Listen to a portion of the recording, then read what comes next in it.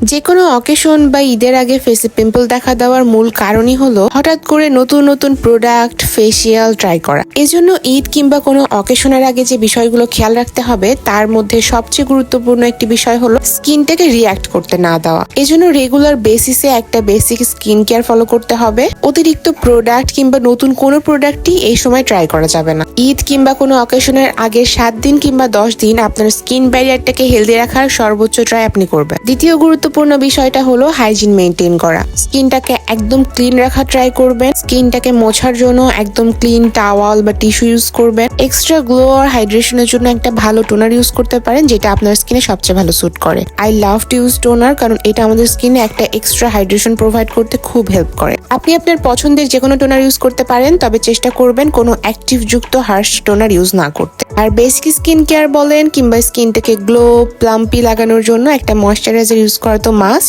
আপনি আপনার skin type অনুযায়ী একটা লাইট ওয়েট নন কমেটোজেনিক ভালো ময়শ্চারাইজার ইউজ করবেন। প্রোগ্রামের আগের 10 দিন যদি আপনি এরকম একটা মিনিমাল রুটিনে থাকেন, তাহলে আপনার স্কিন রিঅ্যাক্ট করার সম্ভাবনা একদমই থাকবে না। আর স্কিনটাকে ট্যান মুক্ত রাখতে সানস্ক্রিন ব্যবহার করতে একদমই ভুলবেন না। খেয়াল রাখবেন সানস্ক্রিনটা যেন নন কমেটোজেনিক হয়। আর ঈদের আগে নিজের এক্সট্রা কেয়ার করতে চাইলেও এমন কিছু করবেন যেটা আপনি পূর্বে একবার হলেও করেছেন, নতুন কোনো কিছু ট্রাই করতে যাবেন না। আশা করছি এই ভিডিওটা আপনাদের অনেক উপকারে আসবে।